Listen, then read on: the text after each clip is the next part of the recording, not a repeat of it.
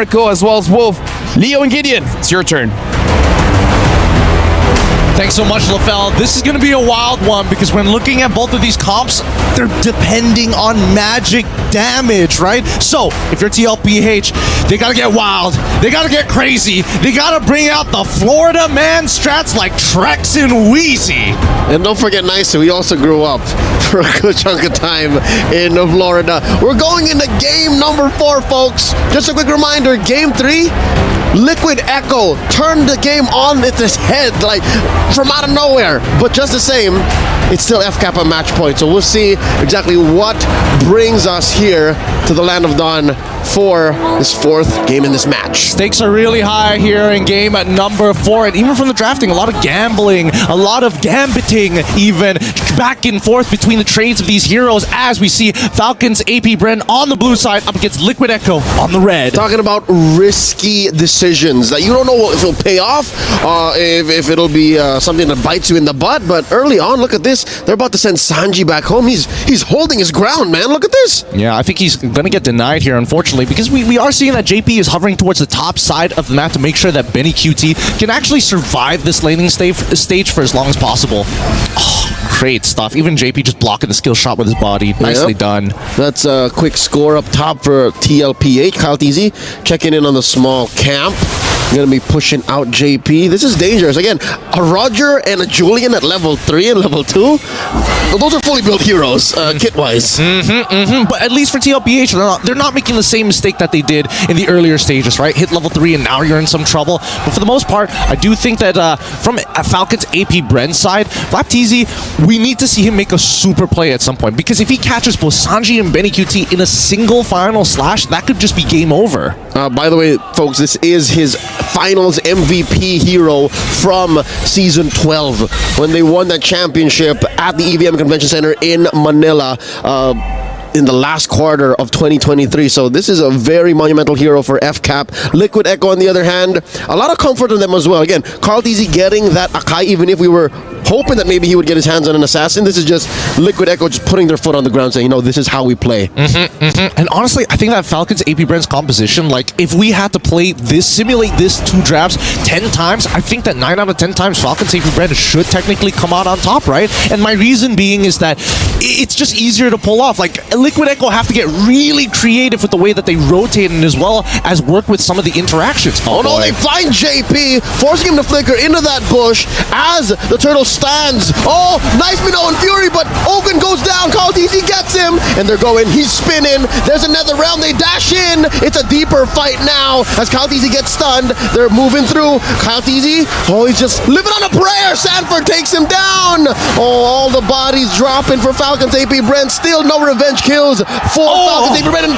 Oh, 40. The Apex Predator. He's unstoppable. He keeps going. Ends up with a double. He does it twice. He lands these executions every single time. Man does not miss. But honestly, at this point of time, it's a great start for Liquid Echo. Let's look at this replay one more time, because honestly, when you do see Few drop down with the Netherrealm, that technically should have given an opportunity for the rest of Fcap to actually pull away. But I think they were getting a little confident that they could make something happen here and maybe trigger the Demonic Mark a couple more times so that Fcap TZ to clean up that fight. They overheated the bursters, and here we go. Another go at the turtle at a third of its health. There's a big Minnow and Fury keeping them at bay. Carl TZ falls. Fcap gets it. Kyle gets a turtle. Sanford falls. Finally, Falcon's AP Bren back on the board here in game number 4. And they find their reply almost straight away. Look at them running to the top side of the map, knowing exactly what Carl TZ's farm is looking like. They can't go any further here because at any moment there could be some reinforcements from the help of JP. All this while, Gold Lane was an island. It was Penny Cutie and Super Marco just going mano-a-mano. And yeah, JP will go ahead and give it a visit. Down bottom, you see Fcap TZ with the fight. A replay brought to us by STC. Oh, look at that. I mean, really well-timed stuff here. Like, Kyle, he goes in utilizing the enhanced swords iframes to close the distance without getting CC'd. I will say at the very least that, you know, Fcap, he's quick on the call. He is listening to everything that is going on. And if he can try to time it right, he could maybe stop Carl TZ for even getting the retribution off. Compared to game number 3, I think Falcons AP Bren are comfortable now in the best way possible. Maybe they let it slip in the previous bout, but here this time around, I think they're eagle-eyed, falcon-eyed, if I may. There's a minute left until the next turtle spawns. Marco, again, showing exactly why the Rogers favorite in most lineups in the gold lane. And that's Ogun catching a good amount of beads. Oh no, that's Ogun very low, flickering on out. That's so many thrown at Ogun. He falls. Few finds Carl TZ. He's too late to save his roamer. Yep, great coverage here. Great coverage here for the size of Falcons AP Bren. And the fact that they're purposefully delaying the position, revealing their positions. They're like, okay, Sanji, release the feathered airstrike now. Benny QT and JP start walking up. Carl, just sit in the bush for a couple of seconds and then walk out. So therefore, it's wasting Falcon AP Bren's time, right? Oh, maybe he's not there. Maybe we can walk up mid. Suddenly 4 people show up. Oh, shucks. We can't do it anymore. It's the delayed release. It's a limited drop culture. There's a shirt, there are shoes, there are pants. Oh no, I need the whole set. Now there's a fight breaking out up top. Sanji with the fair strike, a few volleys dropping. No one home for the final slash. Flapped easy. Vengeance 1, Vengeance 2. JP at half health, throwing a few wisps over to Flap TZ's way. Few dueling with Sanford. Benny Cutie with the entropy.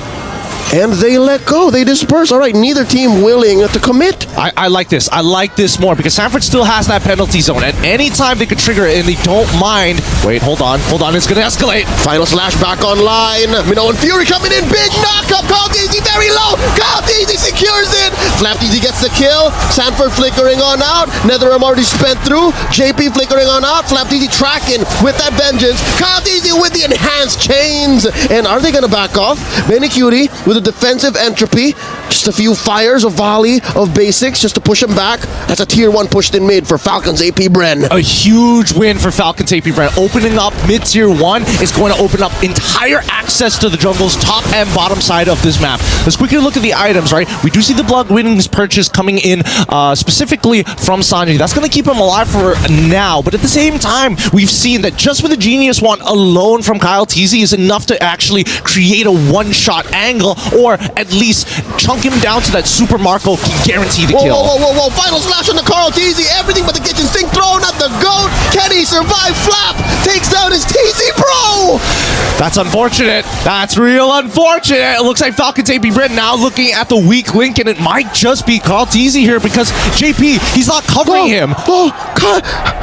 He's fine. He's fine. You could have gotten me confused between Flap and Kyle because Flap is acting like an assassin right now. He's dangerous, and not to mention that Few, he's cutting corners. They're still going. The Minnow and Fury knocking them up. JP's going down. Benny Cutie first. That's a double kill for Kyle. That's insane. What a great play coming in from Falcons AP Bren. They turned into turbo mode this time. Find the punish, extended, stretch him out like dough, just like in game 1 and game 2. Let's look at the replay because you can see, right? Oh, Benny quickly. Oh, I got hit by everything. Purify. Kyle shows up. He's like, nah, nobody's getting out of this one.